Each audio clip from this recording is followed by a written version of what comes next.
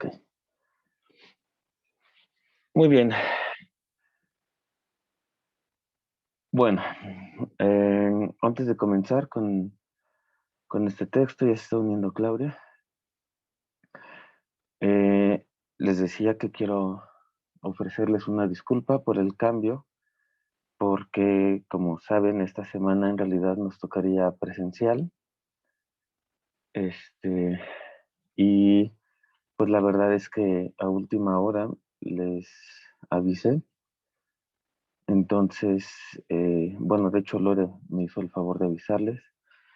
Entonces, supongo que eso pues, altera el, el plan que ustedes tenían para su día, ¿no? Porque pues, lo que implica ir hasta CEU y todas estas cosas. La verdad es que pero, o sea, yo ya había considerado que no fuéramos hoy porque, o sea, la verdad es que el calor está verdaderamente insoportable. Y entonces lo íbamos a tener que aguantar en el metro y después en la clase y ese tipo de cosas. Pero de hecho lo modifiqué y no fue esa la razón. Pero bueno, una disculpa de verdad sincera. Ujú. Lo bueno es que pues vamos a tener la clase, no lo vamos a dejar pasar pues para avanzar en el programa. Esta es la segunda clase que vamos a tener de Nietzsche. Bueno, la segunda y última clase que vamos a tener de Nietzsche. Y después de Nietzsche vamos a pasar con los franceses, que son los autores con los que vamos a terminar el semestre. Van a ver qué bien la vamos a pasar con los franceses. Son autores, van a notar muy claramente la diferencia, ¿no? Y de hecho, o sea, el paso de Nietzsche a los franceses se articula bastante bien el paso de Nietzsche a los franceses, sobre todo porque los autores que nosotros elegimos para este semestre se llevan de los tres, de hecho, Camus, Foucault y Deleuze, se llevan bastante bien con Nietzsche. Entonces, pues esa fue en realidad la idea de terminar con Nietzsche, porque pudimos haber llegado hasta Schopenhauer, pero la verdad es que la ética de Schopenhauer es bastante aburrida. Este, y entonces de Nietzsche se puede pasar uno bastante bien a Camus, que vamos a leer, pues me parece que uno de los libros principales filosóficamente hablando de Camus.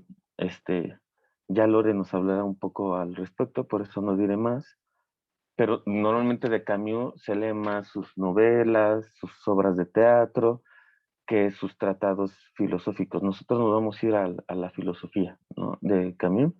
O sea, que también su filosofía está en sus novelas, ¿no? Pero bueno, este es un tratado específicamente que es el Hombre Rebelde. Un texto me parece esencial. O sea, el solo título es sumamente atractivo, ¿no? El Hombre Rebelde. Pero bueno, entonces la próxima semana les pediríamos que lean la introducción y el apartadito uno que se llama precisamente El Hombre Rebelde.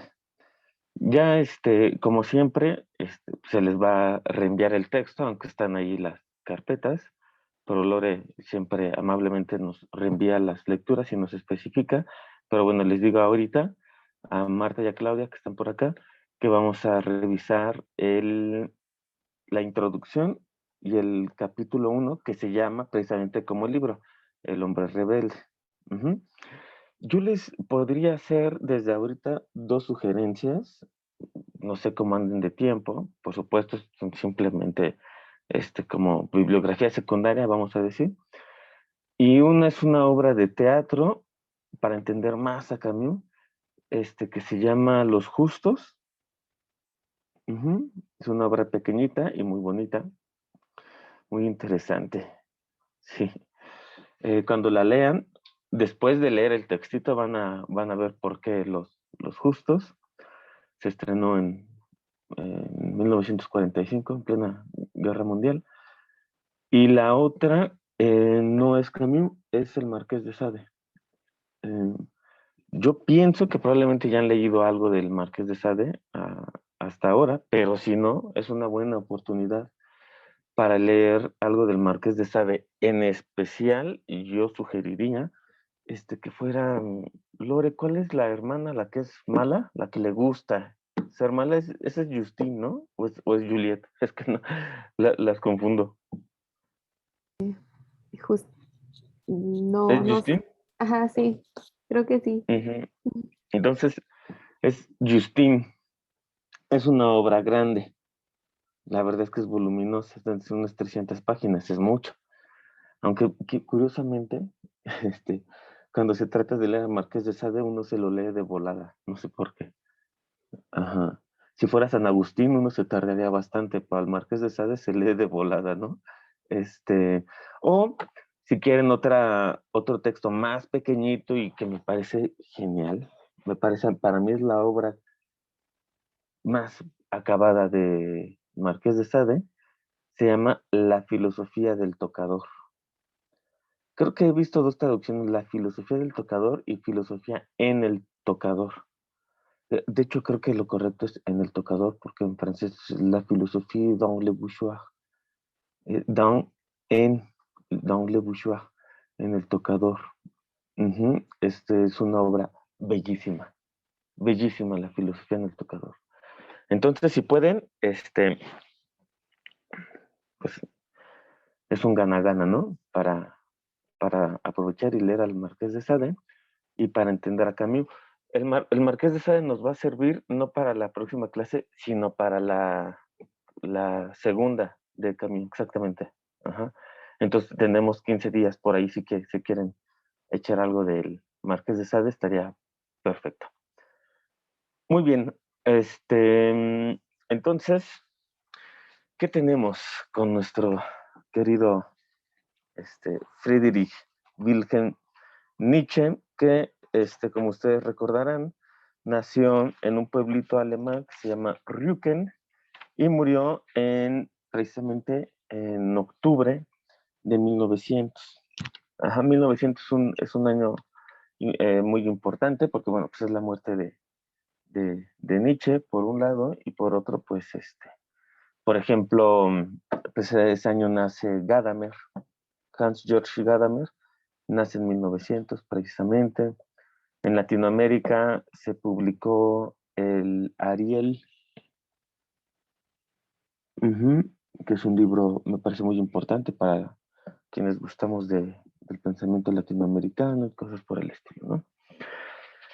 Pero bueno, entonces, este libro de la genealogía de la moral, un escrito polémico, y sobre eso hablamos la primera clase, eh, pues Nietzsche, vamos a decir que crea esta categoría de libro máquina de guerra, polemos es guerra, y entonces pues, se ponen a pelear con él.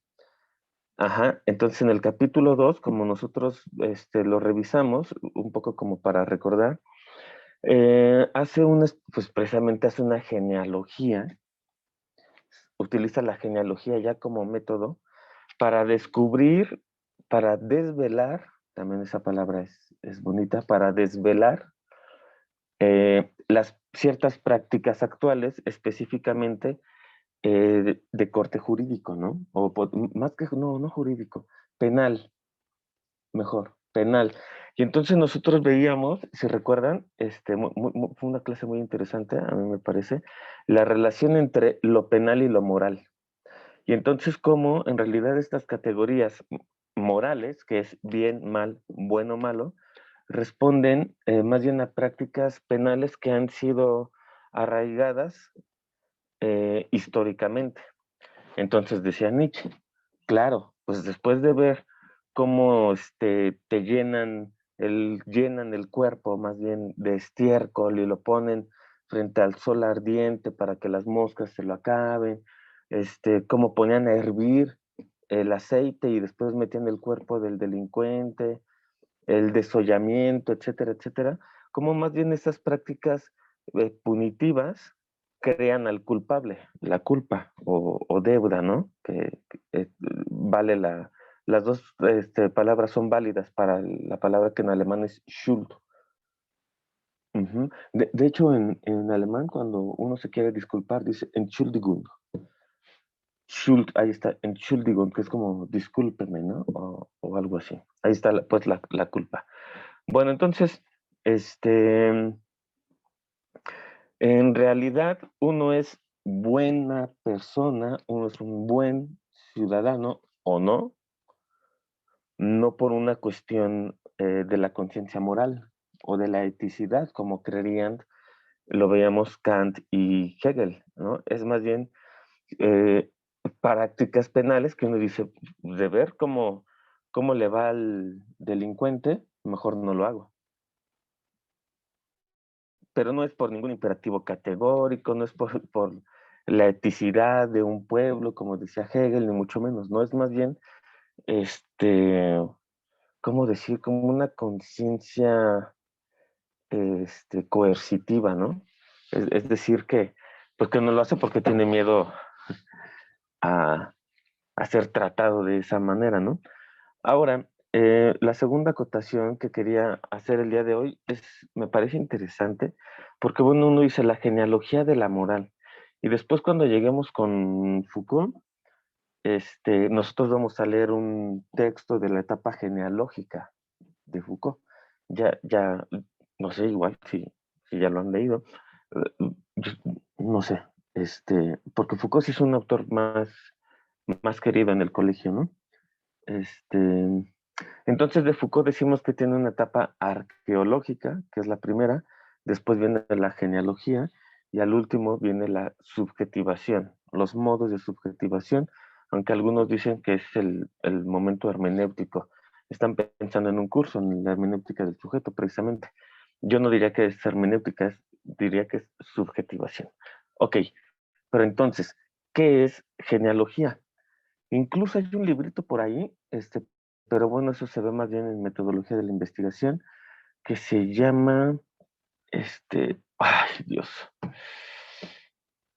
Técnicas de Investigación Cualitativa, de Gayu Anderson. Y precisamente ese librito, este,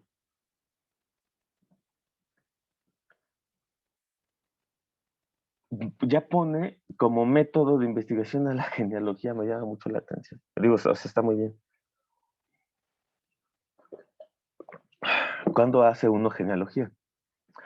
Entonces, para empezar a hablar del ascetismo, que es el tratado tercero, quiero decirles que es genealogía, ¿no? Entonces, genealogía viene del griego, fíjense qué interesante, Génesis, que es una palabra que aparece en la Biblia. La palabra Biblia propiamente es griega, tobiblion. Biblia en griego es tobiblion, es decir, el libro, ¿no? Así como el libro por excelencia. Entonces, en ese tobiblion, que es la Biblia, viene un apartado que es el Génesis. Génesis es una palabra griega que es genestai. Y genestai, la traducción sería lo que llega a ser. Entonces, la genealogía de la moral es cómo hemos llegado a ser morales. Si me doy a entender. ¿Cómo es que, digamos, cuál es el camino que hemos recorrido para llegar a ser supuestamente sujetos morales? La genealogía sería el estudio de cómo algo ha llegado a ser. Ajá. Ahora, espérenme porque creo que alguien escribió en el grupo de WhatsApp.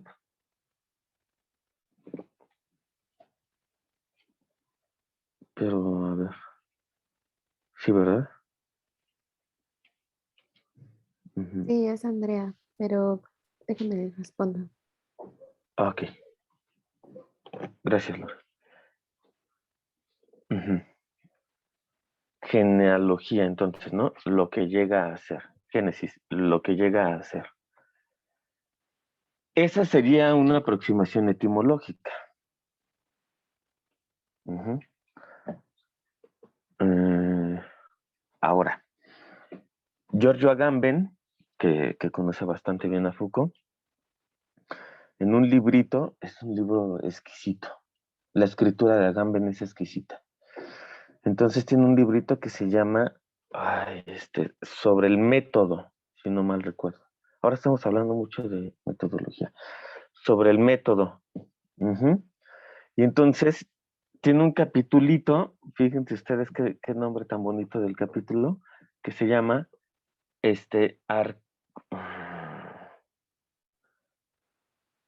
Arqueología filosófica, si no mal recuerdo. Pero bueno, igual el título del capítulo no importa ahora mucho. El chiste es que ahí Agamben pone un ejemplo muy bien de qué es hacer, digamos, arqueología guión genealogía. Y él lo hace a partir de Nietzsche y de Benjamin, de Walter Benjamin. Entonces dice que es contar, fíjense ustedes, contar la historia de un concepto hacia atrás, de una práctica actual hacia atrás. En el caso de, de Nietzsche, pues queda bastante bien, porque él en el capítulo 3 va a ver a partir de los ascetas actuales, que son propiamente los sacerdotes, los artistas, por ejemplo, los filósofos, los santos también, va a ver hacia atrás cómo es que estas personas han llegado a ser precisamente ascetas. Muy bien. Ahora, antes de leer el texto, ustedes escuchaban la palabra asceta, ascetismo, y como que, ¿qué venía a su cabeza? ¿En qué creen o qué creían que era eso de asceta o ascetismo? La que quiera participar.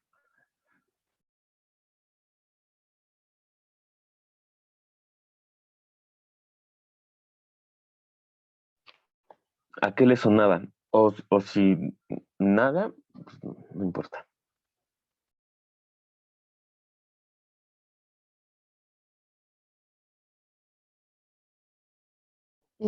Pues a mí al principio sí no me sonaba a mucho, a nada.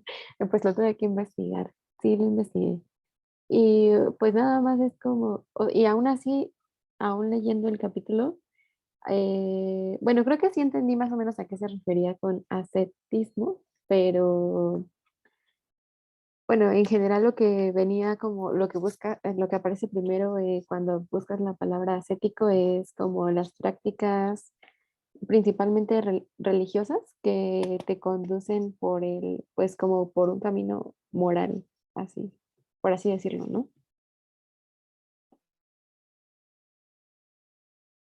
Ujú. Gracias, Lore. ¿Prácticas dijiste? Sí, ¿verdad? Ujú. ¿Ustedes, Andrea, Claudia, Marta? Y como, yo igual Ujú. antes, como que antes no lo había escuchado mucho, lo he escuchado muy poco, más o menos sí había investigado, como algo religioso, una práctica, ¿no? Más o menos a eso me suena. Muy como que lo entiendo, pero no lo sé explicar, porque como que todavía no estoy muy familiarizada con eso. O sea, a profundidad no sé. Ujú. Este, Andrea, yo no tuve idea, no conocía la palabra. Ujú. Gracias, Andrea. Marta.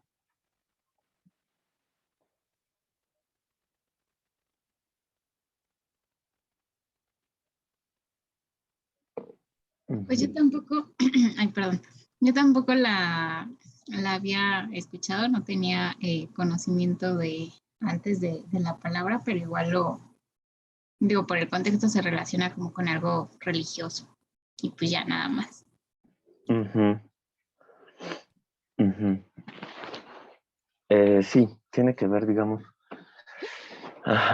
con algo religioso, pero qué bueno que digan solamente así, ¿no? Con algo religioso, porque no tiene que ver específicamente, por ejemplo, con por ejemplo, con el cristianismo, porque es muy común, de verdad es muy común y se entiende que como latinoamericanos, digamos, religión, y todos pensemos en Jesús. Ajá, entonces, eh, si decimos solo, o sea, que hay una relación entre el ascetismo y la religión, así, o lo religioso mejor, es, eh, es mejor porque es más abarcante. Ahora, precisamente Nietzsche en este tercer capítulo hace algo muy interesante porque lo que hace es oponer otras prácticas ascéticas de otras religiones. Aquí, por ejemplo, es cuando Nietzsche empieza a voltear a la India para oponerlas al cristianismo. Y entonces, al parecer, si nosotros juzgamos las prácticas ascéticas de la religión judeocristiana, por ejemplo, con las prácticas del budismo, el cristianismo queda, ¿cómo decirlo? Pues muy mal. Ujú. Si comparamos, por ejemplo, las prácticas ascéticas judeocristianas con la religión politeísta, ¿no? Porque de la India, Nietzsche se quedaría con una religión politeísta, ¿no? De hecho, precisamente este libro es único porque hagan de cuenta ustedes que va a dar paso precisamente a, pues alguien como Michel Onfray, que pues no podemos ver este semestre, aunque figura en nuestros cursos, ¿no? Normalmente. Eh, y lo que en el siglo XX se ha llamado como ateología. Entonces el problema es que Nietzsche inicia esto que digamos es criticar a las religiones monoteístas. Y si comparamos las prácticas ascéticas de las religiones monoteístas frente a religiones, por ejemplo, politeístas, Nietzsche encuentra mayor riqueza ascética como mayor pureza en las prácticas ascéticas de las religiones politeístas, que siempre es de Medio Oriente hacia Asia, que en la religión judeocristiana. El problema es, por decirlo de alguna manera, como que como la hegemonía, o qué palabra, el dominio, quiero decir, pues, el control, ¿sí? Me dicen si estoy siendo claro, que ha ejercido la religión judeocristiana, pues prácticamente en todo el mundo. ¿Cuál es el problema con eso? Que es la imposición de una moral. Déjenle, voy a abrir al gordito la puerta, porque ya no quiere estar escuchando a Nietzsche, hablar sobre Nietzsche. Lo pone triste. Ya. Entonces, pues el dominio que tiene las prácticas ascéticas morales del judeocristianismo sobre respecto a las otras religiones. Yo pienso mucho en el cine, ¿no? En el cine norteamericano comercial, o sea, ese cine basura. Y y se han visto cómo dejan en ridículo a las religiones de Medio Oriente, por ejemplo, o cómo ridiculizan cada que pueden a los dioses hindúes, por ejemplo, o a los monjes budistas, o a los sacerdotes tibetanos. Hay infinidad, ¿no? Hay un buen documental, por ejemplo, sobre cómo se forman los futuros lamas en las universidades. Por ejemplo, está el Dalai Lama, pero pues hay lamas, ¿no? Y entonces, ¿cómo es el sistema educativo para formar a los futuros lamas y cosas por el estilo?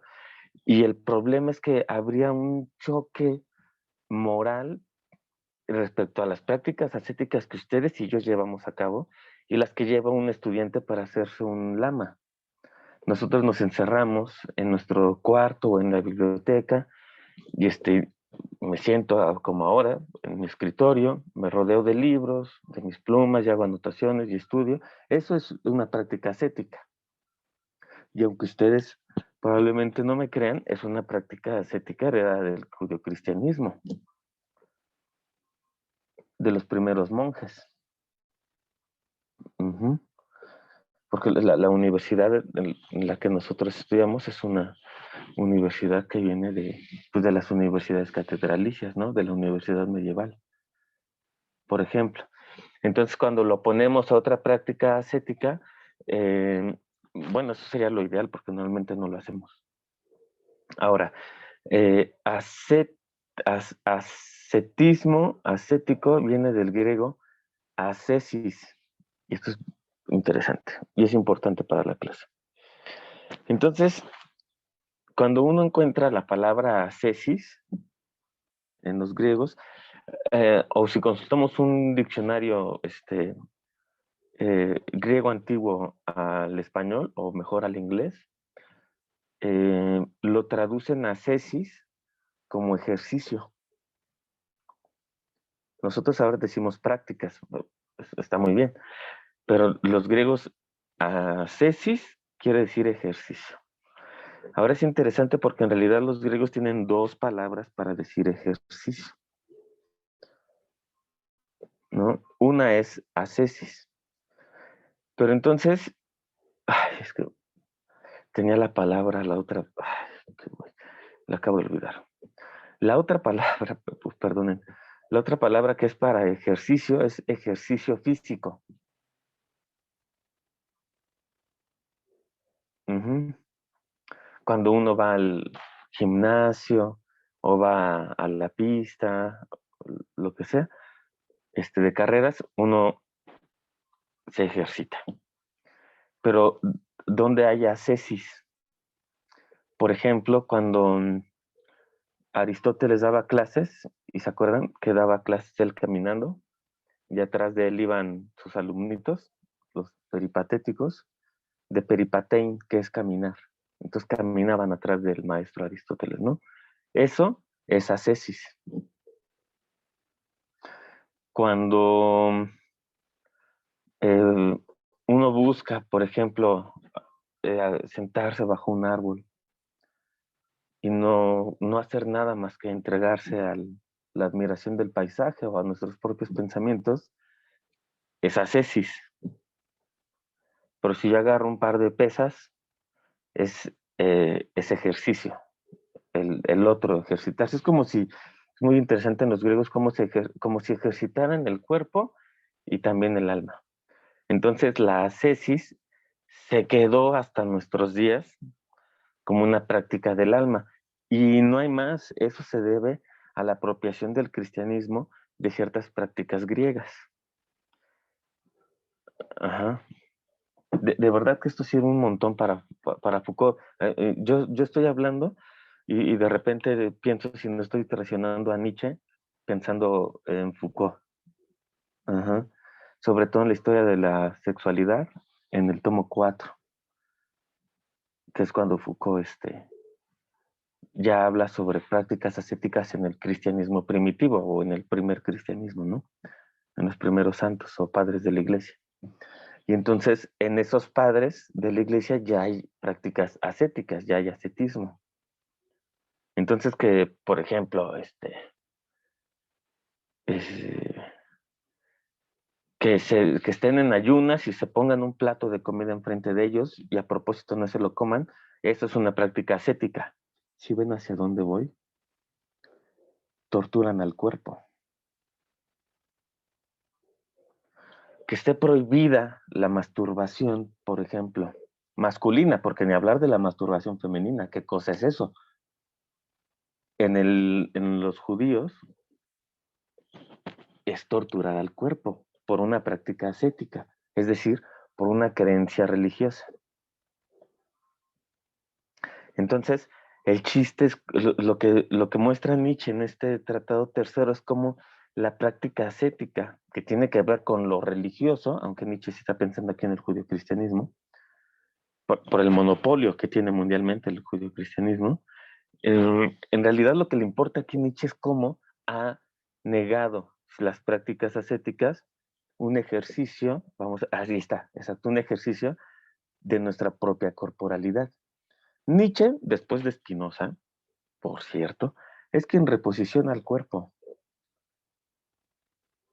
El problema, creo que lo que está detrás de las prácticas ascéticas, repito, por ejemplo, en los poetas, en los santos, en los filósofos, en grandes educadores, pensemos en la vida íntima de Kant, es una negación de su propio cuerpo. El problema de Nietzsche con el judeocristianismo es que las prácticas ascéticas judeocristianas nos niegan a nosotros en tanto nosotros somos también cuerpo. No te toques ahí, es malo. Ay, cállate, no digas esas palabras feas. ¿Por qué?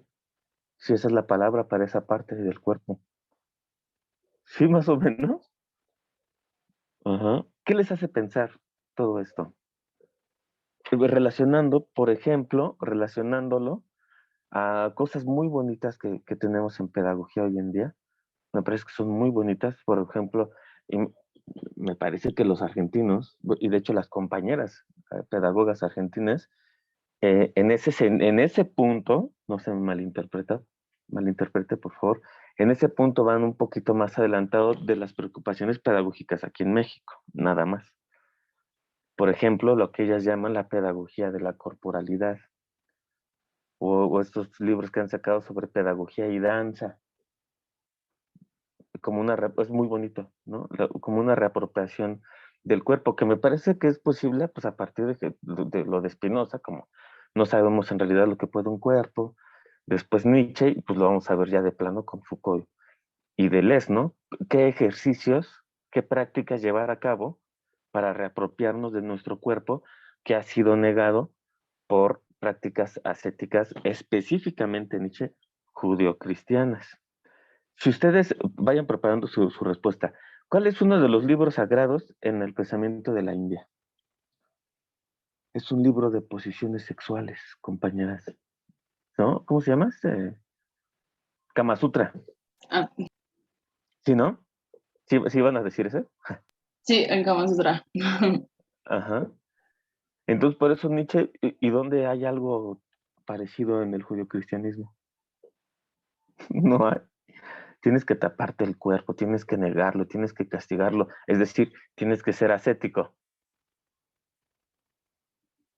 ¿Qué opinan ustedes? Su turno.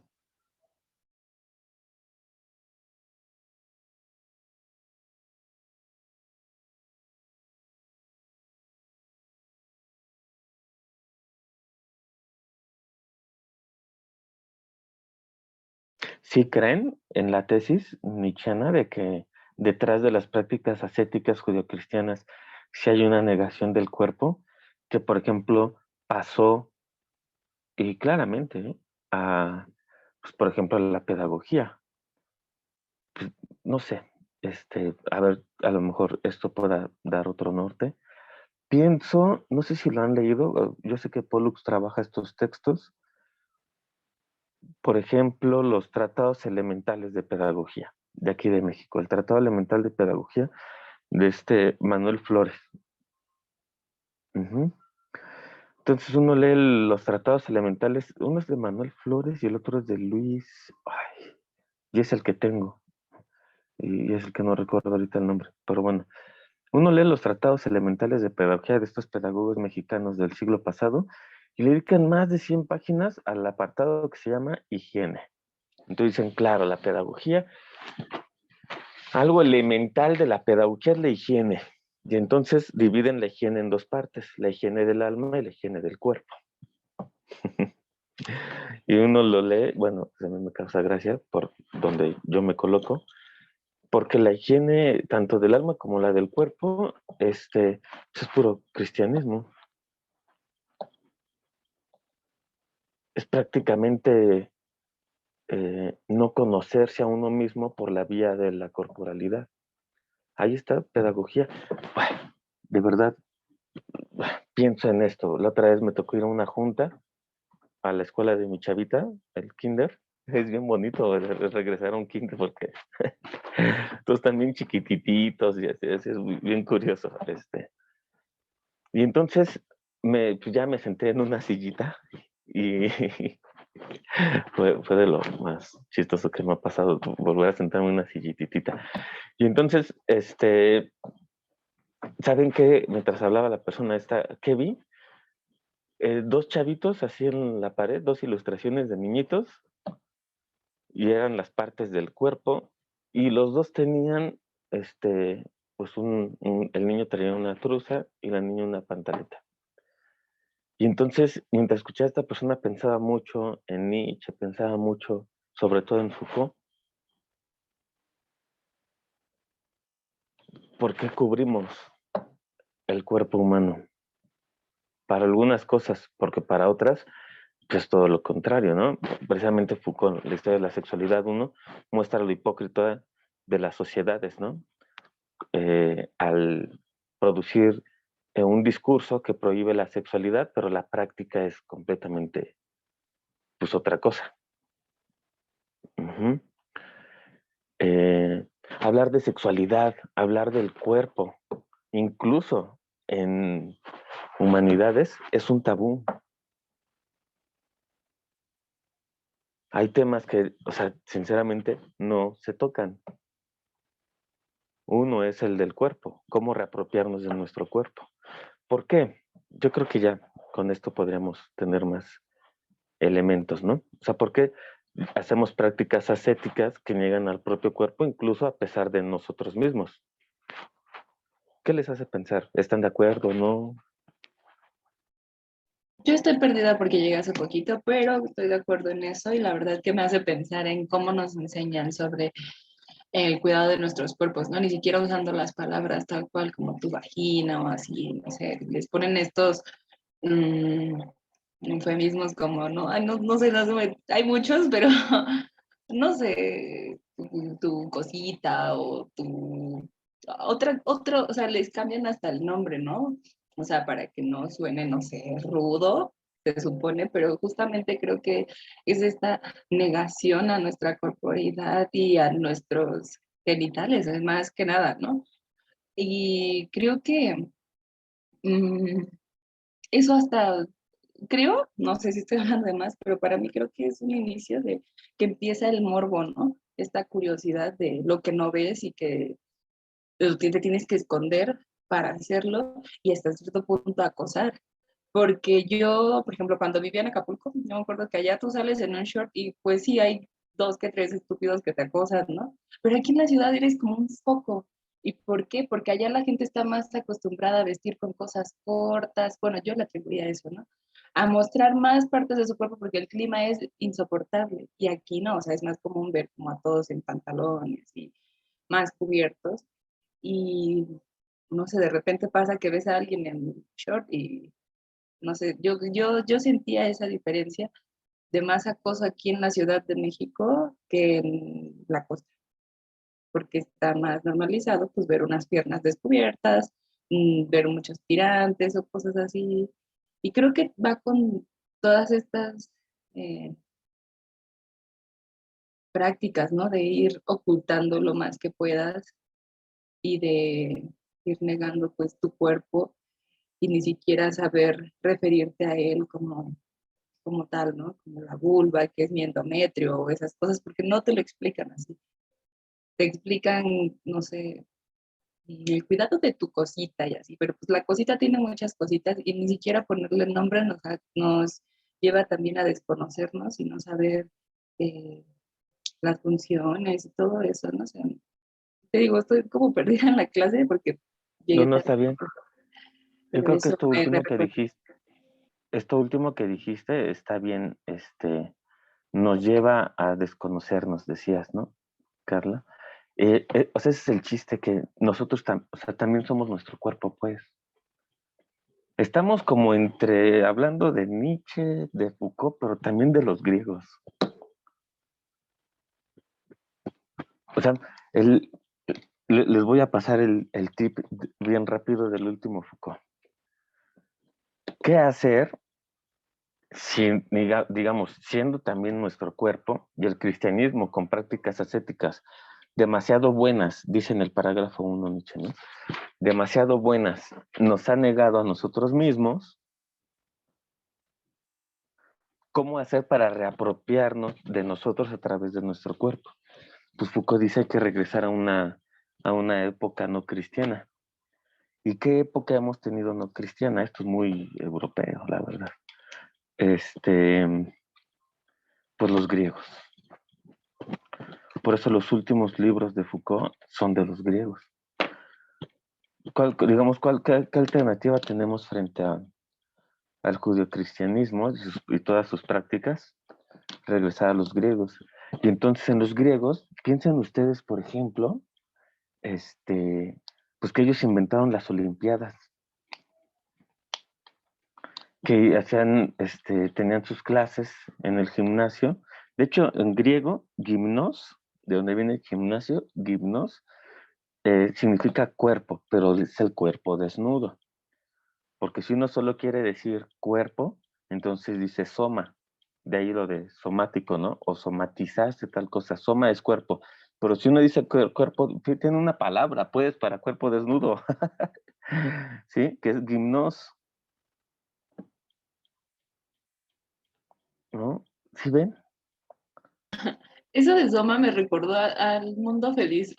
Una droga, ¿no? Que, bueno, De Huxley, ¿no? ajá, es la droga que consumen para andar al 100. Ujú. Ahora es Coca-Cola. Sí, sí, chetos, ¿no? Sí, la verdad. Pero, o sea, tienen una palabra para el cuerpo desnudo. Tienen una palabra para las prácticas sexuales, que no es sexualidad. La palabra sexualidad aparece mucho después. También podemos hacer una genealogía de la palabra sexualidad. ¿Qué decían los griegos? Es muy, muy bonito. Decían las afrodisias, por Afrodita, ¿no? Ujú. Entonces tenemos no sé, antes, si alguien quisiera decir algo, ¿sí ven una relación entre prácticas ascéticas y educación o pedagogía? ¿Están de Sí, acuerdo? sí. Y Sí, de hecho, perdón, perdón. No, adelante, Laura. Claudia. Claudia, perdón. a mí me hace pensar como en bastantes cosas. Realmente todavía como que no lo puedo aterrizar. Sí veo la relación, pero también se me hace bastante fuerte, ¿no? Como hemos llegado a ese punto del desconocimiento del cuerpo, ¿no? Y justamente yo también he visto, ¿no? O he escuchado, como decía mi compañera, ¿no? Cuida tu cosita, ¿no? Y realmente sí hay que buscar un lenguaje para explicarle a los niños, pero eso no significa que tengas que dejar de nombrar lo que es, ¿no? No, todavía como que no aterrizo, pero sí veo esa relación, sí me hace pensar como muchas cosas.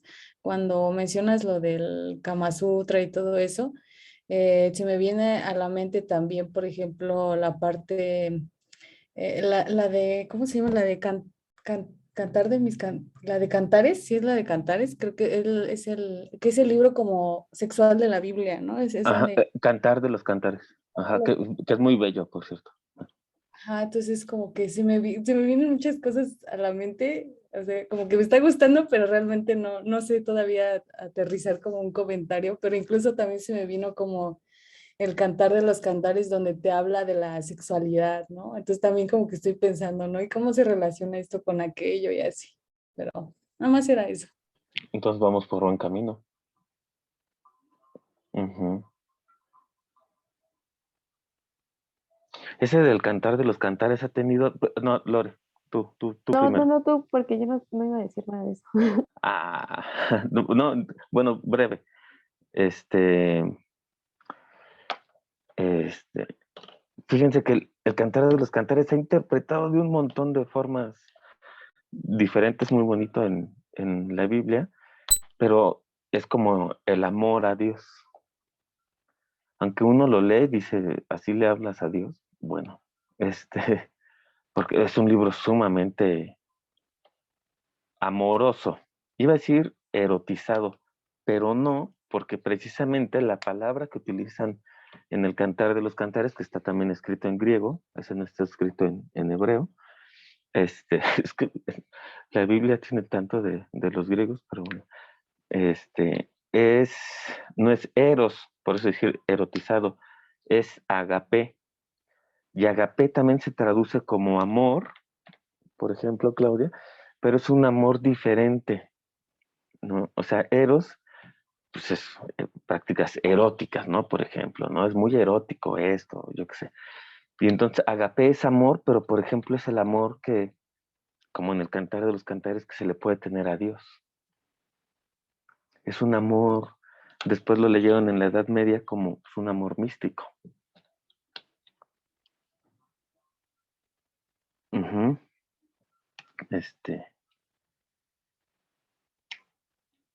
Pero sí, o sea, por supuesto es interesante porque, pues, el amor a Dios y ¿qué implica? Pues, que te martirices.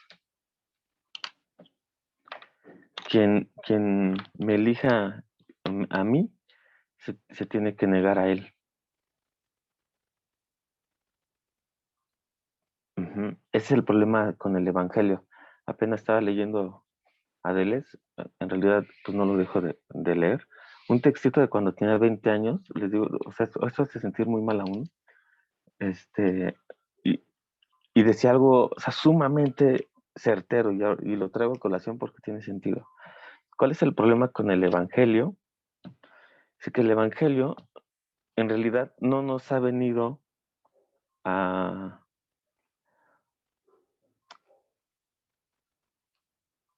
a salvar del mundo, sino que el Evangelio niega el mundo.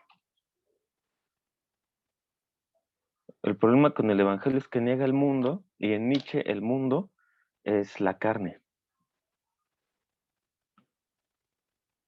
Ajá, así. Y eso está en el Zaratustra. Cuando Nietzsche dice mundo, está diciendo la carne, es decir, el cuerpo. Es curioso porque la historia de la sexualidad 4 de Foucault se llama así precisamente eh, los pecados de la carne, me parece. Yo lo tengo aquí a la mano. Les aveux de la chair.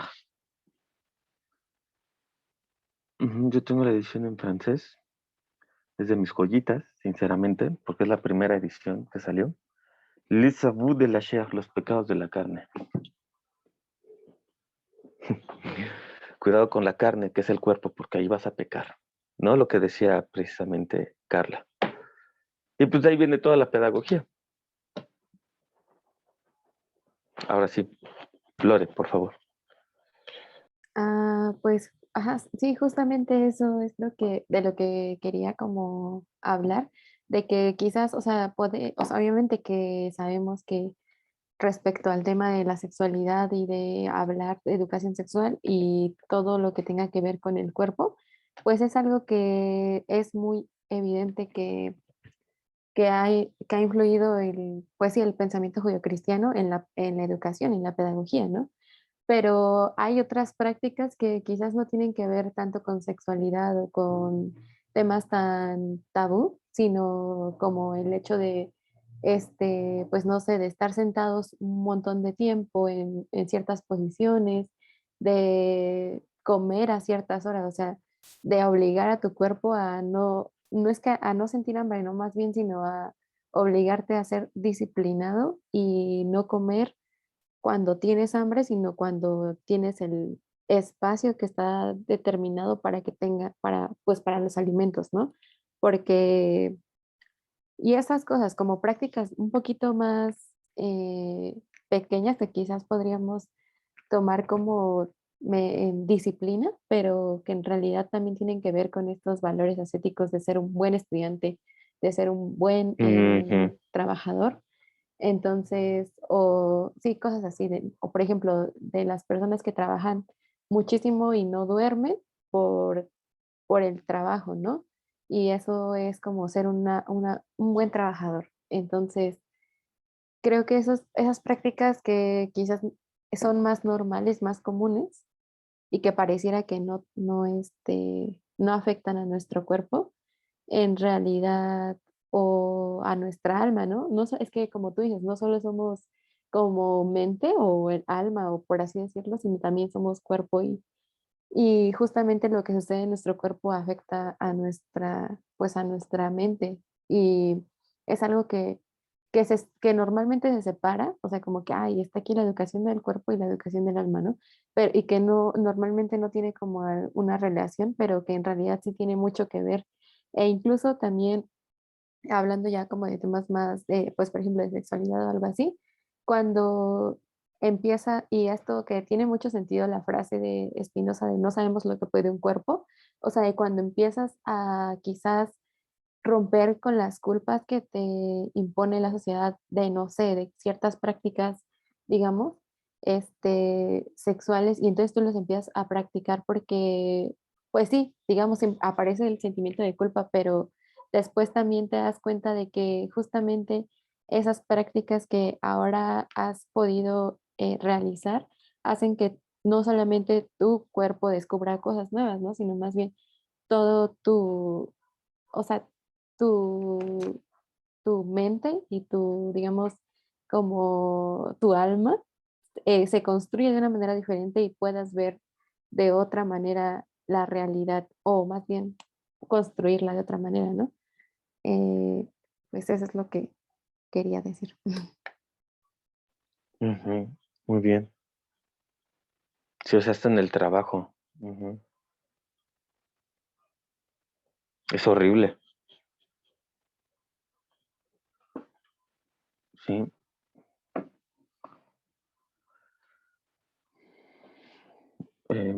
Marta Creo que Flores escribió. se trabó. No, ya había terminado. Ay, perdón, se me escucha trabado. Este, Mm, ¿No escucharon sí. bien? ¿O sí? Yo sí, no sé las demás.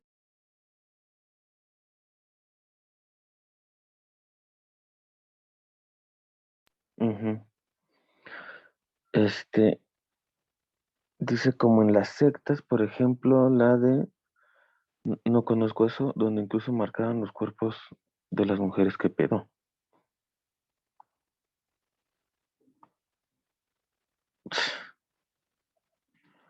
Ujú. Es que,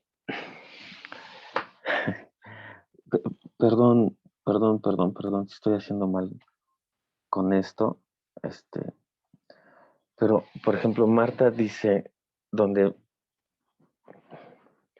marcaban los cuerpos. Perdón si me estoy adelantando, pero me hiciste pensar mucho en eso.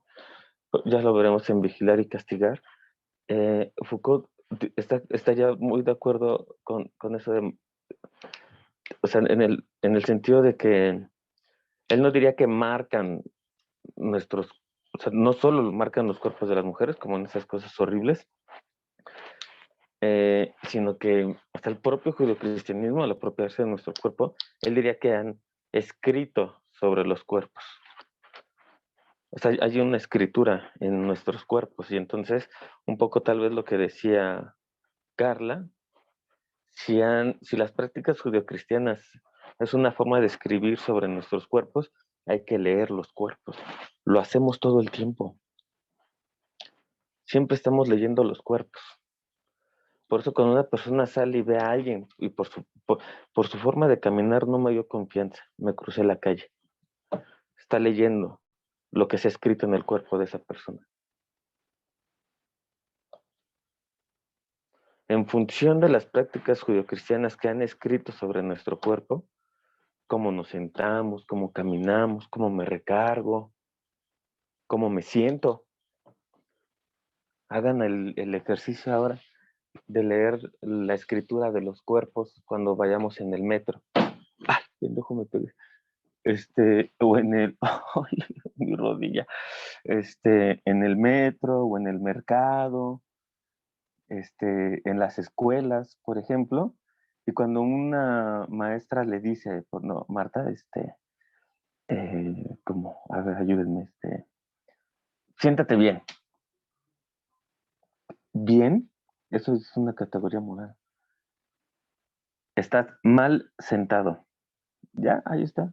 Se está escribiendo, o digamos marcar, no, pero solo digo, en Foucault sería, como la moral, Foucault va un poquito más allá y escribe en nuestros cuerpos. Es interesante porque podríamos verlo primero en los demás, pero también habría que verlo en nosotros mismos. Yo, Rodolfo, ¿por qué me siento de una manera? ¿Por qué camino de otra? ¿Por qué yo le digo a mi chavita, baja los codos de la mesa? Estoy escribiendo sobre su cuerpo, hasta ahorita me estoy dando cuenta, qué cosa tan fea. ¿Por qué vamos escribiendo? ¿Por qué así no se come? Está mal. Y es bien feo darse cuenta de cómo han ido escribiendo sobre nuestros cuerpos y cómo lo seguimos nosotros replicando. ¿Por qué hacemos o llevamos precisamente a cabo prácticas ascéticas? ¿Por qué? Lo voy a decir así pronto. ¿Por qué queremos ser buenos?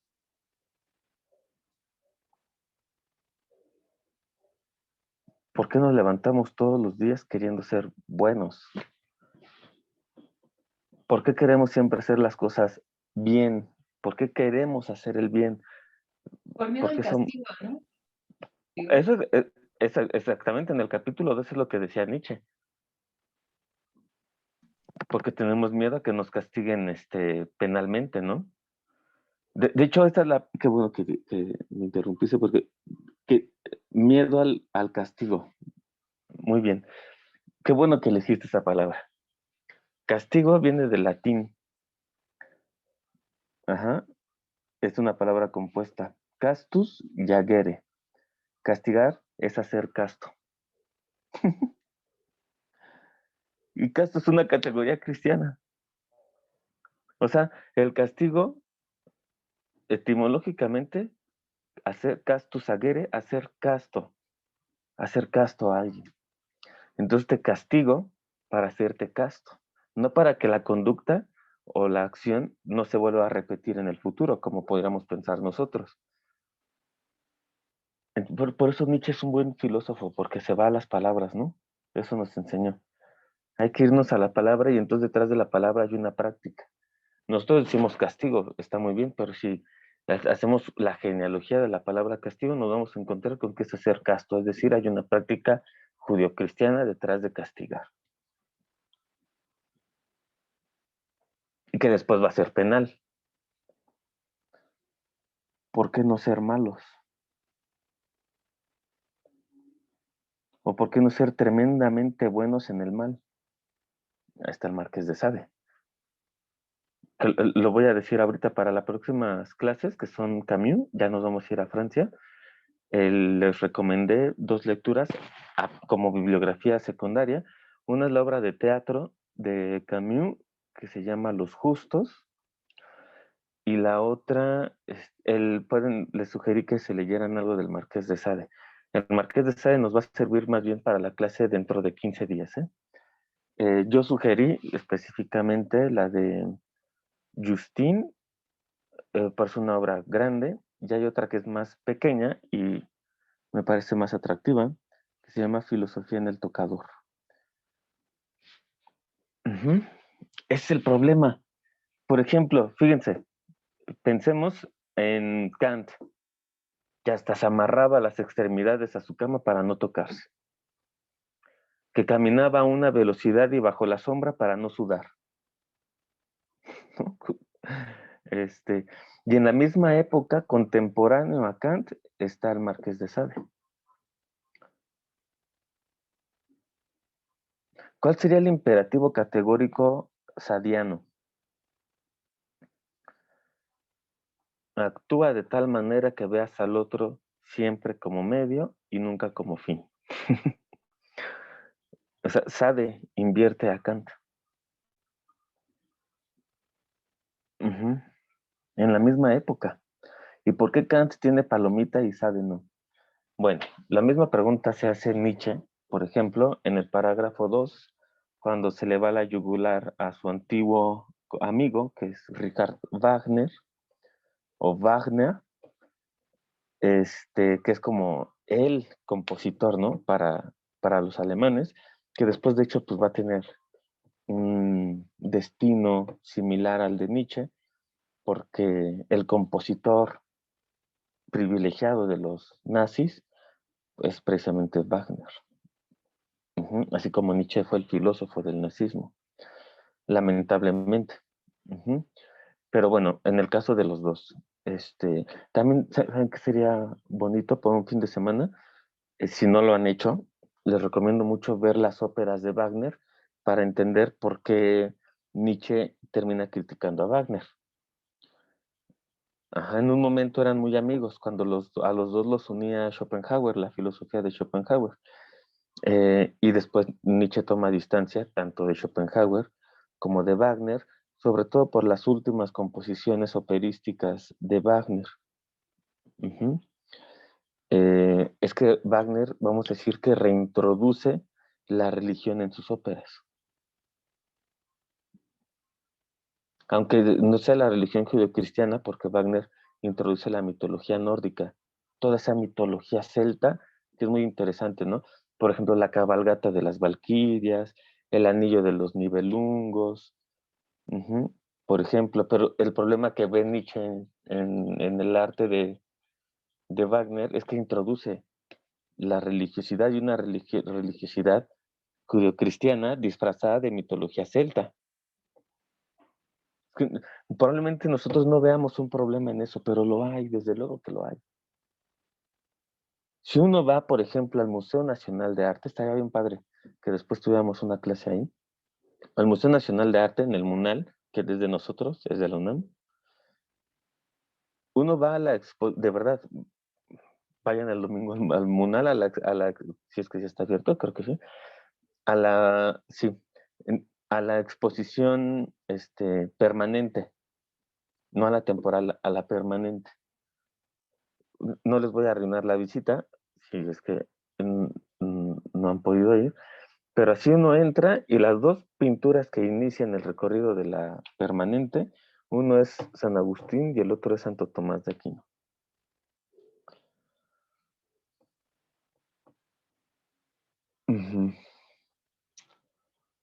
Bueno, entonces, dice Nietzsche, cito, a mi parecer, Wagner habría hecho bien en llevar de nuevo al ánimo de sus alemanes esta agradable realidad, con ayuda de una graciosa y atrevida comedia sobre Lutero. Es que hay que leer con mucha, mucha, mucha calma. ¿Qué hizo Lutero? ¿Quién es Lutero? Bueno, es Martín Lutero, que es muy interesante la figura de Lutero. Yo sé, cuando hice la licenciatura tomé clase con ella, de hecho en maestría y doctorado, con Guadalupe García Casanova, han tomado clase con Lupita. Pero de investigación. ¿A poco investigación? No sabía que daba investigación.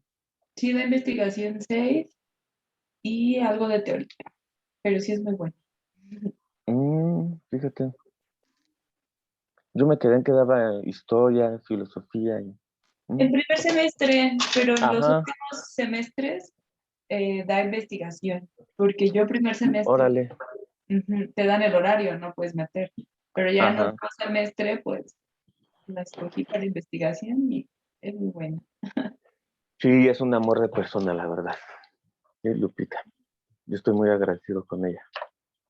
Pues, aparte, entre otras cosas, porque con ella pudimos revisar a Lutero. ¿Quién es Lutero? ¿Por qué Nietzsche habla de Lutero y de Wagner?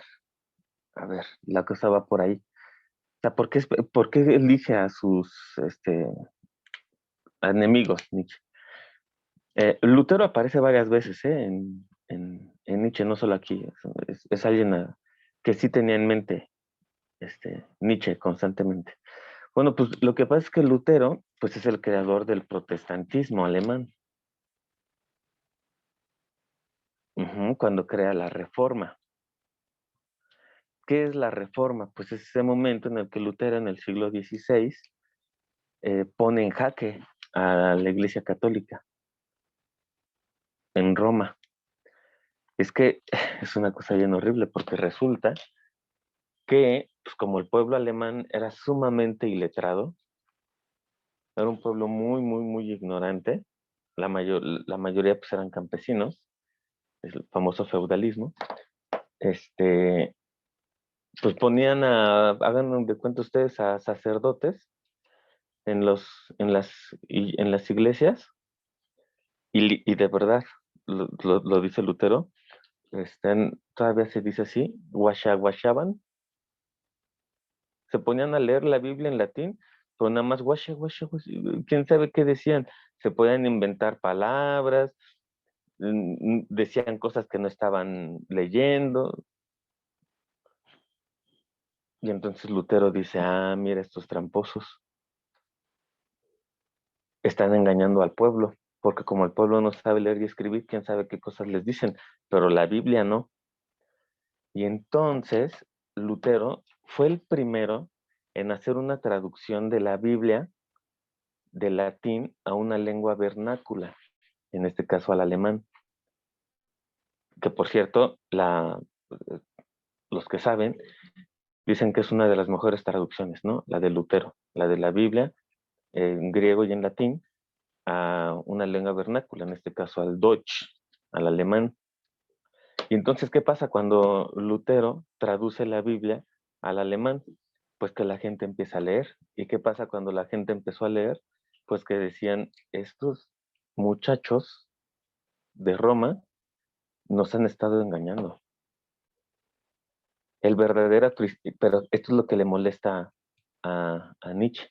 Cuando viene, el verdadero cristianismo dice que, te dice, ya ves, Lutero, ibas bien. Si empezaste a criticar al catolicismo en Roma, ¿por qué lo reivindicas? ¿No? ¿Sí, sí estoy siendo claro? O sea, es como si Nietzsche dijera, Lutero, ya ve lo que va a pasar con Kant, ¿no? Ya se dio cuenta de lo que estaba haciendo el catolicismo, específicamente en Roma, pero no lo ataca porque lo reivindica. O sea, lo que hay que hacer es comprender bien al cristianismo. Y Nietzsche dice, ya ves, si ya lo estabas criticando, tenías que tirarle a matar, no componerlo. Ajá, ok, entonces, regresamos a la cita. A mi parecer, Wagner, que introduce la religiosidad en la ópera, habría hecho bien en llevar de nuevo al ánimo de sus alemanes esta agradable realidad con ayuda de una graciosa y atrevida comedia sobre Lutero, porque para Nietzsche Lutero es risible, por lo que acabo de decir. Pues ya ha habido siempre entre los alemanes muchos calumniadores de la sensualidad. Voilà. Wagner, al introducir la religiosidad en el arte, específicamente en la ópera. A nosotros la ópera pues ya no nos importa nada, ¿no? Porque ahora es el cine. Uh-huh. Y Lutero, al criticar al catolicismo, pero reivindicar el verdadero cristianismo, que va a ser pues, el protestantismo, son calumniadores de la sensualidad. Sade es francés, un escritor erótico alemán, ¿no? Los grandes escritores eróticos son franceses. Georges Bataille, por ejemplo, La historia de Locke. O algo más rudo, su última obra que se llama Mi madre, que ya ahí es otro nivel. Uh-huh. Pierre Klosowski, bueno, y los norteamericanos, ¿no? Pues Bukowski, por ejemplo, nada más. William Burroughs, Henry Miller, Anaïs Nin, que es una poeta norteamericana. Si quieren leer a una mujer que escriba sobre erotismo, pero un erotismo, les adelanto, es muy fuerte, el erotismo de Anaïs Nin. Por eso es que todavía hay condados en Estados Unidos donde está prohibida Anaïs Nin en el siglo XXI. porque es muy explícita esa mujer. Están sus novelas, yo les recomiendo, pues, son cuentos cortos, también por eso es muy bonita su escritura, pues son cuentos de 5 páginas, así, o en especial un librito que se llama Pajaritos. Ujú. Entonces, para Nietzsche los alemanes, y la pedagogía es alemana, son, ¿qué dice aquí? Calumniadores de la sensualidad. Son tan religiosos que les molesta lo sensual.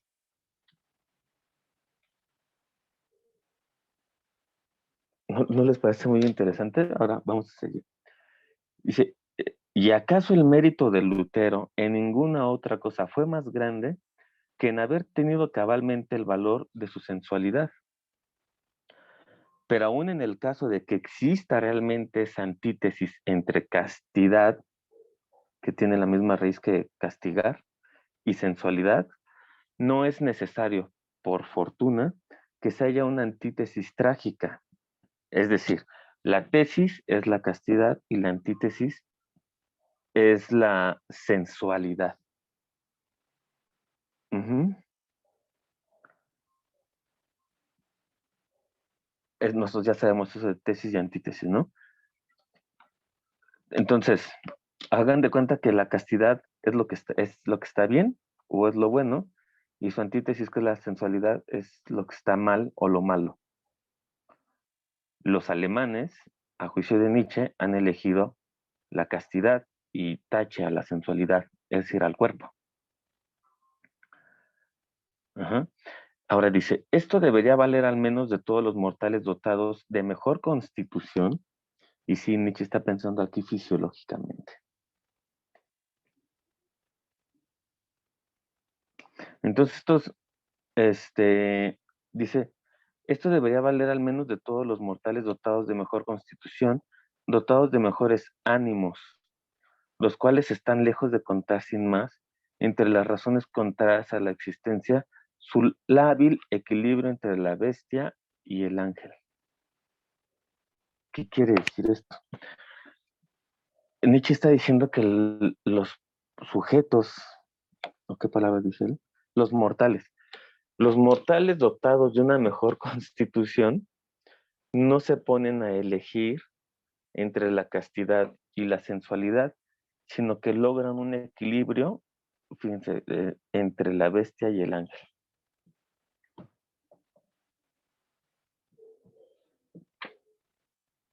Ujú.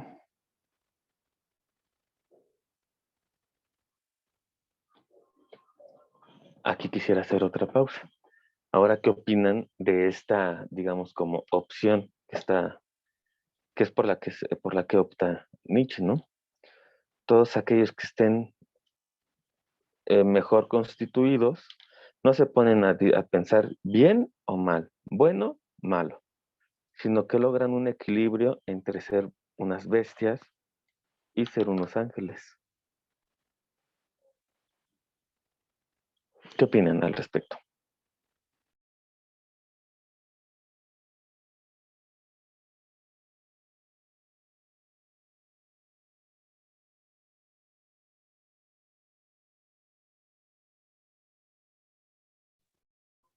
Pues, no sé, o sea, es algo, no sé, o sea, creo que justamente sí se debe tener un equilibrio, ¿no? Porque es que no sé, o sea, también hay ciertas cosas que, pues quizás, o sea, no porque sea moralmente malo, pero digamos, tienes que tener cierta noción de que no solo eres tú en el mundo, sino que más bien estás rodeado de otras personas que quizás no, pues no compartan como lo mismo que tú. Entonces debes quizás tener como esa opción de tener el equilibrio de decir, bueno, estas otras personas no aceptan lo que yo sí y pues no, es que no es, pues sí, no causarles un mal, pero no sé si eso es como muy moral todavía, pero, pero sí, o sea, también hay que tener como cierto equilibrio. Y creo que es justo que muchas veces se malinterpreta como a Nietzsche, ¿no? Como decir, ah, viva el diablo o algo así. Pero no creo que quiera decir eso, ¿no? Sino más bien que justamente es descubrir que nuestro cuerpo ha sido sometido, pero que también podemos liberarnos, pero tampoco es que vas a ir por la vida haciendo de todo, o sea, sino que más bien pues hay que medirle el agua a los tamales o algo así, no sé. Ya ves, Andrea, somos fiel a que en la clase se tiene que tocar el tema de la comida a fuerza. Ajá, eso es aquí de ley. Sí, siempre andan antojando comida aquí. Sí, sí, se me acaba de tocar uno, pero ¿saben cómo los prefiero? Yo no sé ustedes, pero fritos, así, engordador. ¿No? ¿No te gustan, Lore? ¿Comprarlos y freírlos? Es que Ay, así cuando, los come mi abuela. Ay, perdóname, Lore. no, es que cuando iba a la secundaria, vendían afuera tamales fritos, pero el aceite olía horrible y yo ya desde esa, o sea, como que me quedó una mala experiencia y ya no se me antojan. Carla, ¿qué ibas a decir?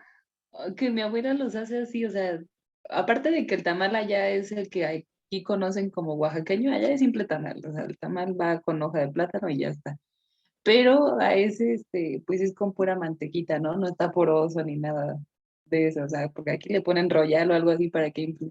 Pero allá es así, de los que están compactaditos, pero también lo pasa a freír y con manteca y le echa salsa así aparte. Es otro estilo de tamal. Para mí los de la ciudad casi no me gustan, pero pues hay algunos que otros que están ricos. Pero no me gustan porque están inflados. O sea, yo soy fan así de que tenga la manteca y que esté bien pegadita la masa a la hoja. Por eso no como tamal de ciudad. Un día prometo que voy a hacer y les voy a llevar a la facultad de los tamales de Don Rodo. Ujú. Pero Sí, con Royal, sí, porque si no, nah. es, A ver si un no, no, día no, como yo deben me ser. lanzo, sí, de los reales, así de mantequita del puerco, esa que está. Es que sí les da un sabor bien rico, o sea, yo sé que la manteca no es muy saludable, pero le da un sabor Pero súper diferente. no, no hay bronca. O sea, es un poco como lo que puso Andrea, dice, yo me sentí mal cuando me gustó el tamal frito. Es que es un poco como ese meme de hace unos años, que todo lo que me gusta es malo, engorda y me falta uno. Todo lo que me gusta es malo, engorda o me falta una cosa ahí. Pero es lo más rico, sin duda. No, Lore, ya ves, te echaron a perder algo bien chido. Sí, ¿no? Da un chingo de gusto hacer cosas malas. Yo me acuerdo que ahí cuando era rebelde, llegué a entrar a un Oxxo y así se me resbalaban las cosas y me daba una felicidad decir, a huevo, me salió gratis. Ya no lo hago, sí, ya no lo hago, ya tengo que ser una persona decente porque si no, a ver, ¿de Kantianos. qué vivo? Ándale, tengo que ser kantiana porque si no, ¿de qué vivo? La verdad, pero sí da mucha satisfacción hacer las cosas malas, incluso desobedecer a tus papás. A mí me da un montón de gusto, ya la regañada pues, X, pero sí, las cosas malas siempre dan mucho gusto. Precisamente es lo que dice Nietzsche después de esto. Dice, cito, precisamente tales contradicciones tienden seductoramente a existir. Ah, qué bueno te escribió este señor. ¿Cuáles son las contradicciones? Castidad, sensualidad, bestia y ángel. Esas contradicciones, bien, mal, bueno, malo, ser una bestia o ser un ángel, es, según Nietzsche, lo que tienden seductoramente a existir. Apenas estaba viendo una película brasileira el sábado, Carandiru, sobre una prisión, ahorita está en Netflix. A mí me parece que es de las mejores películas hechas en la historia del cine de Brasil. Así, es una obra de arte la pinche película. Es muy, muy buena. Y entonces un ladrón decía algo así, ¿no? Que el diablo tienta a quien se acerca a Dios. Ujú. Es eso, como estar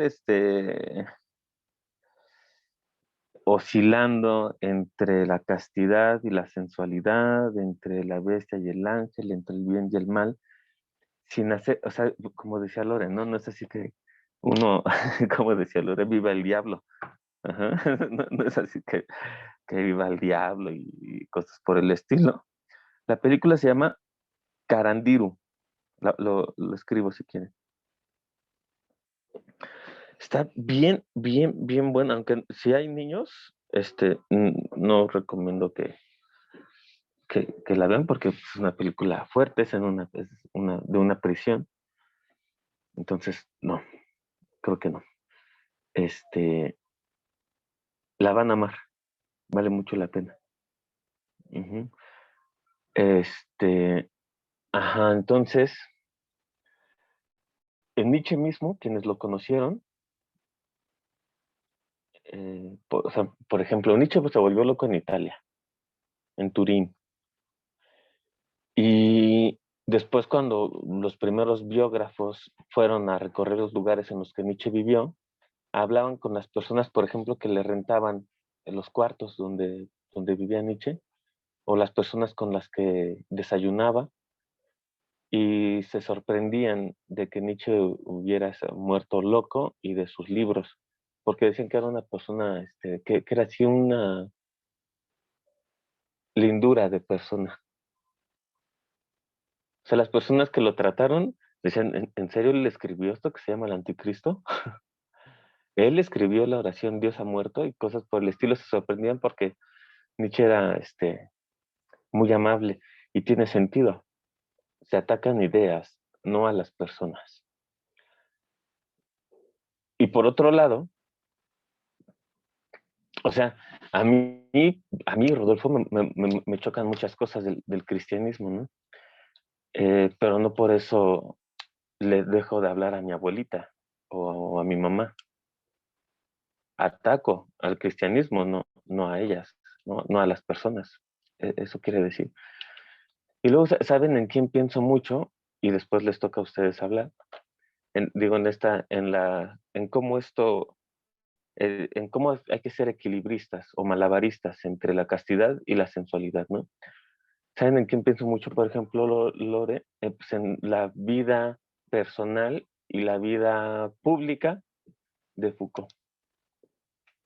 O sea, cómo vivía él su homosexualidad eh, personalmente y cómo vivía su homosexualidad públicamente, ¿no? O sea, un excelente profesor, llegaba, daba sus clases, abarrotadas, por cierto. Dicen que las cambiaba de horario para que fuera menos gente. Las daba a las 5 de la tarde sus clases y las pasaba a las 9 de la mañana esperando que hubiera menos gente y no. Creo que tenía una sala para 100 personas. Llegaron a entrar 800 personas a escuchar a Foucault. O sea, ajá. Pero entonces uno lee sus biografías y hay específicamente una de James Miller, que es norteamericano, se llama La Pasión de Foucault, si no mal recuerdo. Está buena, porque él se ocupa de lo que no dicen las biografías francesas, y es de lo que hacía Foucault en Estados Unidos. Pues prácticamente es una biografía sobre la vida sexual de Foucault. Y estoy seguro que si muchas personas leen ese librito completo, es un librito de 800 páginas, se van a llevar otra idea de Foucault. Si juzgamos al filósofo por su vida íntima. Dirían, estaba enfermito, ¿no? Ese o algo así, como dice la gente. Ajá. Pero si lo juzgamos a partir de Nietzsche, Foucault era un excelente equilibrista entre la castidad y la sensualidad que vivía, pero tremendamente. ¿Cómo lograr ese equilibrio? Porque dicen Nietzsche, esas contradicciones, bien, mal, bueno, malo, bestia, ángel, castidad, delicadeza, este, nos tientan seductoriamente a existir. ¿Qué opinan ustedes al respecto? ¿Están de acuerdo? ¿No están de acuerdo? ¿Nos llevaría a un problema? Y eso no es hipocresía. ¿Qué opinan?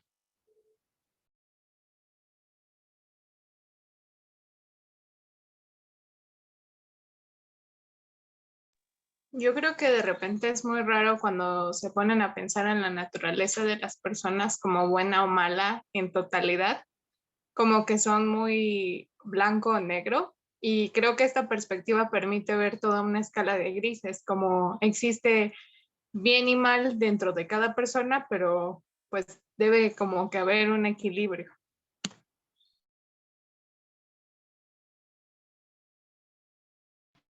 Ujú.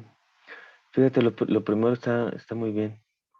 Juzgamos la totalidad de la persona, ¿verdad? O sea, sí está muy bien. O es completamente bueno o es completamente malo. ¿Qué opinan las demás? ¿Sobre lo que dice Nietzsche o sobre lo que dijo Andrea?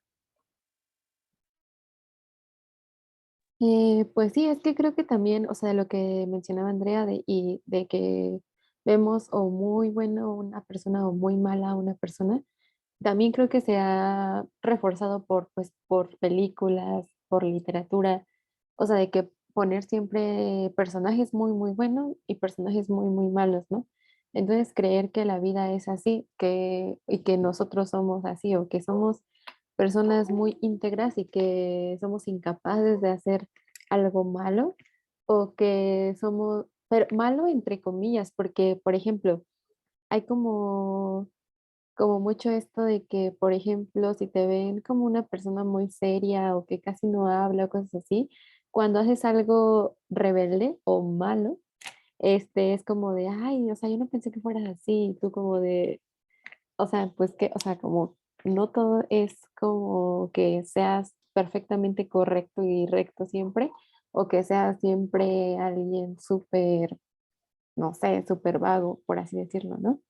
Pero creo que es por eso, de que justamente, pues, las películas, las novelas, refuerzan esa visión de lo que es bueno, de lo que es malo. Y obviamente, pues, el catolicismo, ir a la iglesia también, o sea, si haces esto, eres una persona mala. O por ejemplo, ahorita, ¿no? De comer carne en Viernes Santo. Y es como, es algo que se cataloga como malo. Entonces, supongo que tiene que ver con eso, que pues hemos aprendido pues desde siempre, desde que nacimos. Me encantan los ejemplos de hoy. Ujú, están muy bien en comer carne de... Exacto. Ajá. Pero Yo sí sí, comí. X, yo comí toda carne toda la semana. La verdad. Mm, mm, Sí, de hecho. ujú, Por eso no fui a ver a mi familia, porque ellos sí hacen todas esas cosas de ay, comer puro. Sí me gustan los mariscos, pero pues para comerlos cuando se me antoje, no cuando diga que ya los debo de comer. ajá, Mm. claro. Ujú. Ahí vamos otra vez a hablar de comida. ¿Qué opinan ustedes? Por ejemplo, puede ser, en la comida también podemos encontrar, bueno, ya Lore dio un ejemplo y sí, ¿no? ¿Hay hasta en la comida esto? ¿Castidad y sensualidad? ¿Bestia y ángel? ¿Pueden ser Sí, los cuerpos de las mujeres? Perdón, Lore. pues sí, es lo que iba justamente a decir, ¿no? O sea, como ver a la comida también como comida buena o comida mala. Y en realidad la comida no es buena ni mala, solo es la cantidad de, por ejemplo, de azúcar. No es que comerte un pan te vaya a hacer, o sea, el pan sea malo en sí mismo, sino que más bien es la cantidad de pan que comas o la cantidad de azúcar que comas o la cantidad de grasa que comas. Pero creo que normalmente o comúnmente creo que ya ha ido como cambiando esto un poquito, o eso quiero pensar, ¿no?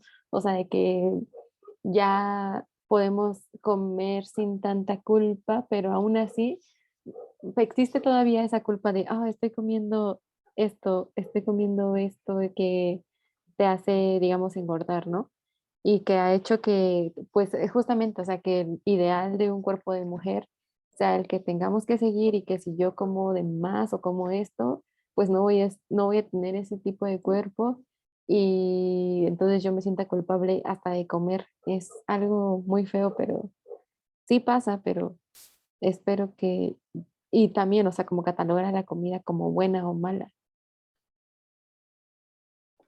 Oye, eso está muy bien, lo del último que dijiste, sentirse culpable por comer tal cosa o en tal cantidad, ¿no? Es un poco lo que decía también Andrea, ¿eh? Ujú.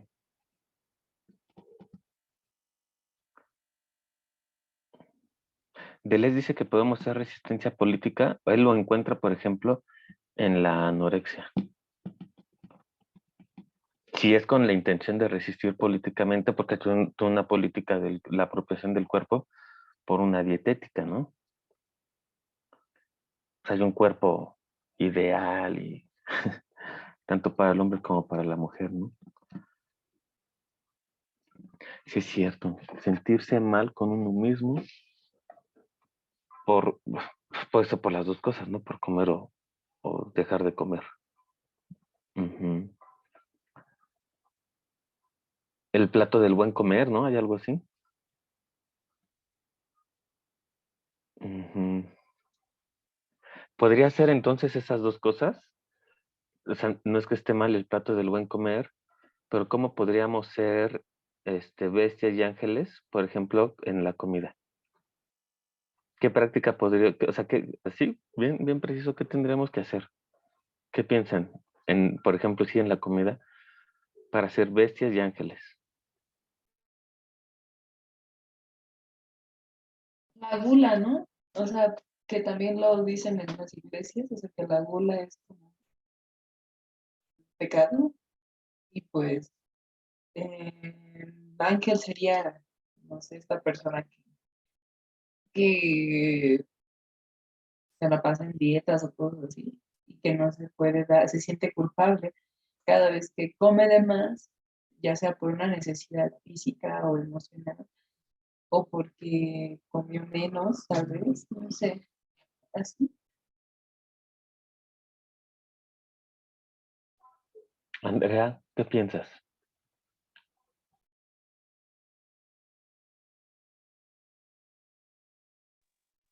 Siento que igual esto puede como, ay, no me acuerdo con quién leíamos, como la culpa era parte de, como el, no, como el castigo, como el ser mal visto, era parte del control de uno mismo. No me acuerdo, si alguien se acuerda, por favor, sopleme.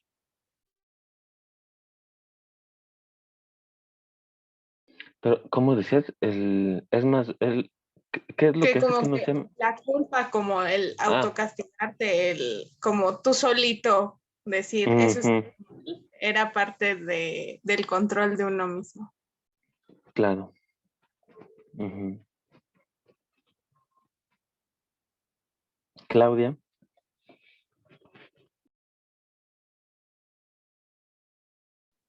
Pues, no sé, por ejemplo, siento que el tema de la comida es algo que realmente también como que no sé, igual concuerdo con Lore porque no sé, como que de alguna manera, incluso como mujer ha habido muchos estereotipos como que te niegan el comer, pero igual también lo que hace poco pensaba y lo que se me viene a la mente es que también he visto a chicas en cuanto a las complexiones, ¿no? He visto esas chicas que, por ejemplo, no suben de peso y a fuerzas quieren que coman, ¿no?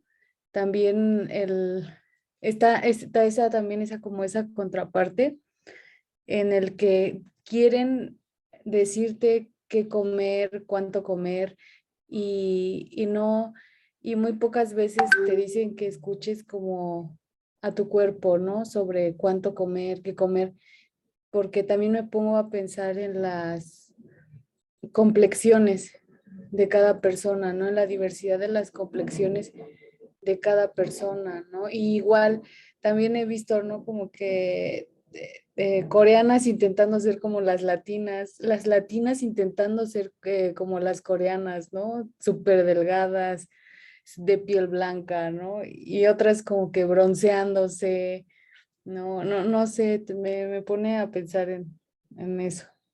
Creo que no tenía mucho que ver, pero en eso estaba pensando. No, yo creo que sí. Yo creo que sí tiene mucho que ver. Claro que sí. O sea, el chiste es ese. Nuestro cuerpo no es nuestro. Andrea, Ahorita con lo que dice Claudia de cómo controlan lo que comemos, también pienso en cómo controlamos cuando comemos. Y lo estaba viendo ayer en una clase, estábamos hablando de cómo la escuela controla nuestras necesidades básicas, como ir al baño, porque de chiquitos tenemos que pedir permiso, pero también como comer, ¿no? Si a mí me daba hambre a las 9 de la mañana, me tenían que esperar al recreo a las 10:30, ¿no? Entonces, como relacionándolo con la escuela, luego igual la comida se controla dentro de los horarios escolares, incluso en la universidad, ¿no? Se supone que no deberíamos comer, que comemos, pero hay letreros que dice que no consumas alimentos ni bebida dentro de las aulas. así es. Por curiosidad, Andrea, ¿con quién estaban hablando de esto? Está muy bien. Estaba en una clase del CELA con María, Ah, no me acuerdo de cómo se llama, pero enseña historia de la educación en Latinoamérica y estábamos hablando de pedagogía de la ternura. Justo por eso estábamos hablando de las necesidades y cómo nos atendemos. órale. Muy bien, te felicito. Qué bueno que estás tomando esa clase. Este, muy bien. Si después nos compartes lecturas o algo así, de que estén revisando por ahí, estaría muy bien. Ujú. Me llama mucho la atención porque casi es el argumento que vamos a ver en Foucault, a eso así tal cual como lo acabas de llamar, de ejemplificar. Foucault le llama microfísica del poder, solo que Foucault cree que esté solo, por ejemplo, en la dietética. Es una parte del control de la política del cuerpo, ¿no? Que él llama anatomopolítica. Eso es, ¿no? Este, sino por ejemplo en cómo peinarse, ¿no? Eres hombre, no puedes traer el cabello largo. Eres mujer, no puedes tener el cabello corto, debe ser largo, el pantalón, la falda, eh, por ejemplo, el control de las uñas. Por eso es micro. Alguien diría, "Oye, pero las uñas, eso es un pequeñito, eso no importa". Dice, no, hasta en lo microfísico hay poder, precisamente, ¿no? Este, ajá. Yo, Marta, quisieras decir algo como para Eh, cerrar? También otro de los aspectos que se pueden mencionar, además de la comida, pues podría ser la ropa, ¿no? La vestimenta. A veces yo creo que ni siquiera somos tan dueños inclusive de cómo nos vestimos, ¿no? Y yo creo también está como esta parte moral de si te vistes de tal manera es malo y porque estás vestida de esa manera, pues te pueden violar, te pueden acosar, te pueden hacer pues tal o cual cosa, ¿no? Mejor vístete de esta otra manera, que es bueno, que pues, aparentemente no te va a pasar nada, ¿no? Entonces yo creo que son muchas cosas, ¿no? Además de la comida y de lo demás que se ha mencionado.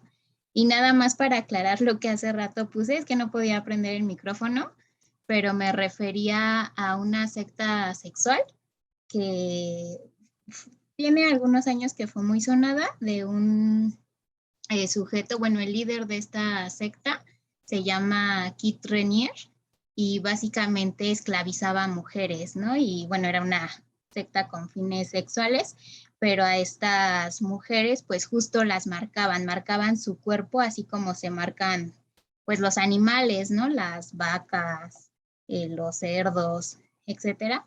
Entonces, en este sentido, pues no solo yo creo las religiones, hacen hacen este control del cuerpo, sino yo creo que también las sectas. Y en este caso, pues marcaban, ¿no? Los cuerpos, pero además, pues yo creo en ambos puntos, tanto sectas como religiones, pues no eres dueño de tu cuerpo, ¿no? Yo creo que hay una manipulación tremenda que pues básicamente tu cuerpo es de esa persona o de esa deidad y te debes a él, ¿no? Y tú no tomas decisiones ni siquiera de ti, ¿no? De tu propio cuerpo, sino es la persona, o bueno, el Dios, la persona, o lo que sea que esté detrás. Y bueno, nada más, eso quería mencionar. Está muy bien porque pues, sigue siendo las reflexiones de Nietzsche, ¿no? Es decir, no estoy a favor ni en contra de nada. Estoy tratando de explicar y de comprender a Nietzsche. Pero nosotros podríamos creer que eso está mal, ¿no? Por ejemplo. Y así lo consideramos, desde luego. Pero pienso, por ejemplo, en un montón de prácticas judío-cristianas propias del catolicismo, como pues esta gente que en Guerrero, precisamente, en la tierra de Carla, en Semana Santa que acaba de pasar, ¿no? Se van golpeando la espalda. ¿Cómo se llama esa ciudad?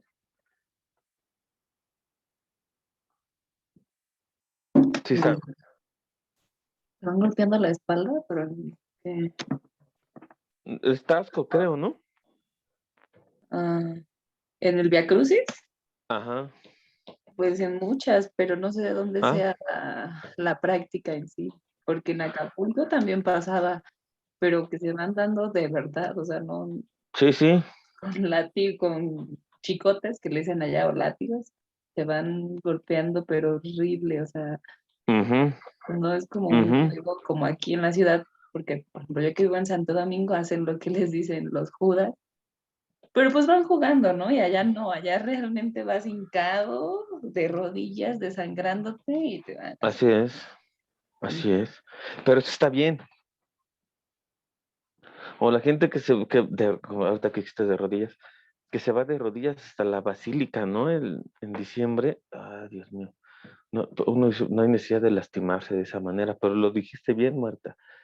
Tiene que ver con el Dios o la deidad o en lo que se crea. Ujú.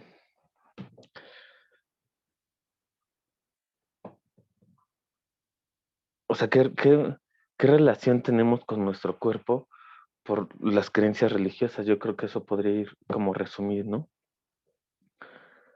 ¿Qué relación establecemos con nosotros mismos por la vía del cuerpo a partir de las creencias que tenemos? Dime en qué crees y te diré cómo tratas tu cuerpo. Si estás del lado de la castidad o en el lado de la sensualidad o si eres más una bestia o un ángel. O en el caso de Nietzsche, que me parece que es a donde va, lograr el equilibrio entre las dos. No está diciendo bien ni mal, es el entre. Lore, quisiéramos terminar la clase escuchando tu participación. Contigo terminamos, ¿va? No, pues es que estaba pensando justamente, bueno, en lo que estaban diciendo tú y Marta, pues eso, ¿no? De cómo tratamos nuestro cuerpo y de cómo, o sea, sí, obviamente que tiene que ver con la religión o las sectas o la persona a la que sigas o la cosa a la que sigas. Y como tú bien habías dicho, ¿no? O sea, actualmente como que muchas personas se denominan ateas, ¿no? Y que por eso justamente se cree ya no tienes un control o esta religión ya no tiene un control ya no tienes ninguna religión, ¿no? Que tenga un control sobre ti. Pero como tú decías la otra vez, que el capitalismo es la nueva religión, o sea, tal cual es, que, o sea, sí, no crees en ningún dios, pero crees en las promesas o en los mitos del capitalismo.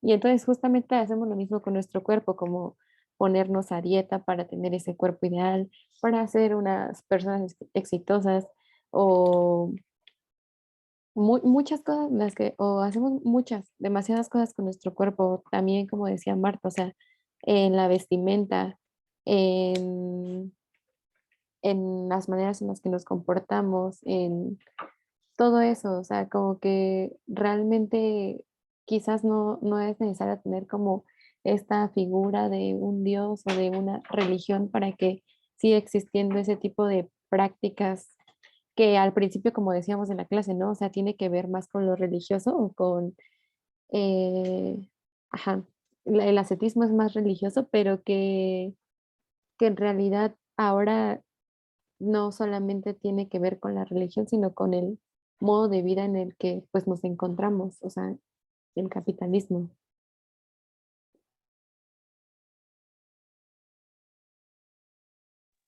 Ujú. Marta pone, o incluso el fanatismo, hay quienes buscan un cuerpo como esa persona a la que idolatran, ya sea con la vestimenta, incluso en operaciones. Sí, ya, como decía Nietzsche, ya eso deja de ser trágico, ya es, o sea, ni da risa, o da, no sé qué despierten ustedes. Es que también pienso mucho, por ejemplo, en mí mismo, y qué cosas de las que hago, o sea, cuál es la creencia detrás de las cosas que hago. Ujú. Es bien difícil hacer el ejercicio. Este, el ejercicio. Ahí está la cesis otra vez. Este, bueno, para la próxima semana entonces vamos a leer, nos vamos a pasar por fin con los franceses. Vamos a empezar con un premio Nobel de literatura, Albert Camus, El hombre rebelde, introducción y capítulo 1, que precisamente se llama así, El hombre rebelde. ¿Qué otra cosa? Yo sugiero eh, la obra de teatro Los Justos y dentro de 15 días algo del Marqués de Sade, específicamente la filosofía del tocador. La clase dentro de 8 días va a estar a cargo de Lore. Ujú. Es uno eh, de los autores que también la traen. Yo creo que va a estar muy bien. Pero igual, ya saben, o sea, yo voy a entrar a la clase y todo, pero la responsable de la sesión va a ser Lore. Recibí sus ensayos, solo que tengo muchos ensayos por calificar. Ya me estoy aproximando, entonces a quienes no les he respondido, que aquí me parece son Andrea y Claudia, les pido solo un poquito de paciencia, pero todos serán calificados. Lo mismo, estar atentos a las observaciones de, de Lore y ¿qué otra cosa? Reiterar mi disculpa hacia ustedes por haber cancelado el mismo día la clase presencial y haberla tenido a distancia, porque supongo que afecta pues el plan que ustedes tienen para el día. Así que, bueno, una disculpa sincera. Espero que no vuelva a suceder y que tengan una excelente semana. Gracias, Lore. Hasta luego. Gracias, profe. Adiós. Adiós.